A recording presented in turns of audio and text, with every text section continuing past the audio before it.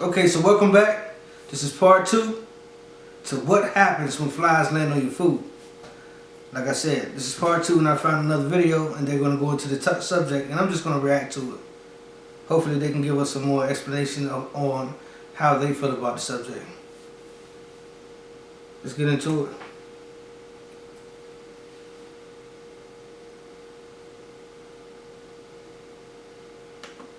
Have you ever wondered what really happens when a fly lands on your food? In today's video, we will explore the disgusting world of mouth parts, regurgitation, digestive juices, and potential contamination.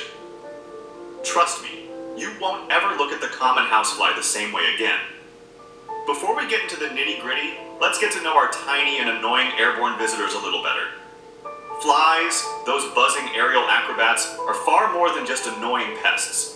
They're incredible insects with a crucial role in ecosystems, from pollination to decomposition. Flies are nature's cleanup crew. They are key players in the decomposition process, breaking down organic matter like dead animals, plant material, and other debris. Certain fly species, such as blowflies and flesh flies, lay their eggs on decomposing matter.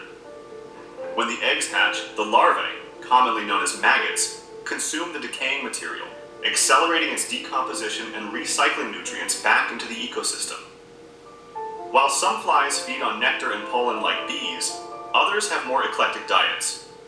For example, fruit flies are attracted to overripe or fermenting fruits, aiding in their decomposition. Houseflies are well known for their attraction to food waste, including leftovers, spoiled food, and organic waste. Their ability to consume and break down food waste plays a role in nutrient recycling and decomposition, contributing to the ecosystem's balance. Flies are also notorious for their affinity for animal and human excrement. Yuck! This behavior might seem unpleasant, but it serves an ecological purpose. By feeding on excrement, flies accelerate its decomposition, aiding in nutrient cycling and preventing the accumulation of waste in the environment. Over time, flies have evolved a fascinating set of mouthparts that are adapted to their specific feeding habits. Unlike mammals, which have teeth for chewing and grinding food, flies have specialized mouthparts that allow them to consume a wide range of liquid and semi-liquid foods without the ability to chew. The mouthparts of flies are often referred to as sponging mouthparts because they function like a sponge. Since flies don't have jaws or teeth for chewing, their mouthparts are designed to absorb and transport liquid substances. The labellum is the main component of a fly's mouthparts. It's a fleshy, retractable structure located at the tip of the proboscis, the long, tube-like structure extending from the fly's head. The labellum is covered with tiny hair-like structures called sensilla, which can detect and locate food sources. When a fly lands on a food source, it extends its proboscis and uses the labellum to explore the surface. The sensilla on the labellum help the fly detect moisture and potential food particles. If the substance is liquid or semi-liquid, the fly can use its labellum to absorb the substance through capillary action, much like a sponge soaking up liquid. When they encounter solid food, flies regurgitate saliva onto it. This saliva contains enzymes that start breaking down the solid food into a semi-liquid state. The fly then uses its labellum to suck up the softened food. Now that you know a little bit about the fly's anatomy, picture this. A fly lands on your sandwich. What's the first thing it does? Well, it starts spitting. Yes, you heard that right. Within a matter of seconds after landing, a fly can initiate its feeding process, which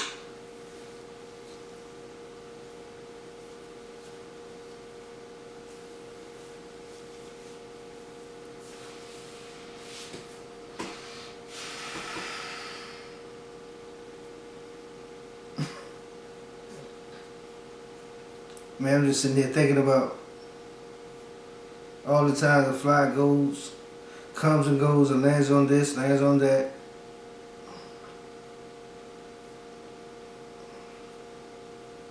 This man said within seconds, the minute that a fly lands on something, it starts spitting. Just to start the fermentation process. That's crazy. Which involves the regurgitation of digestive fluids onto your food to pre-digest it. Now that your sandwich is practically liquid gold, the fly uses its sponge-like mouthparts to slurp up the nutritious juices. This unique feeding process allows them to extract nutrients without the need for chewing. You have probably noticed that flies appear to rub their front legs together after landing on your food. Why is that? This behavior is essentially how a fly cleans or grooms its front legs. Flies use their legs to explore their environment, gather information about their surroundings, and locate sources of food. A fly's legs also play a role in their feeding process. Grooming helps clean their legs after feeding and prevents any residual digestive fluids from interfering with their ability to fly or sense their environment. Here's where it gets really unsettling. As we have already discussed, flies aren't exactly the cleanest creatures. So, when a fly lands on your food, it can bring along a whole party of bacteria, pathogens, and even allergens.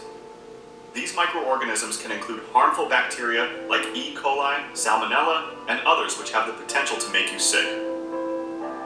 Now, before you swear off picnics forever, not every fly spells doom. But the potential for contamination is real.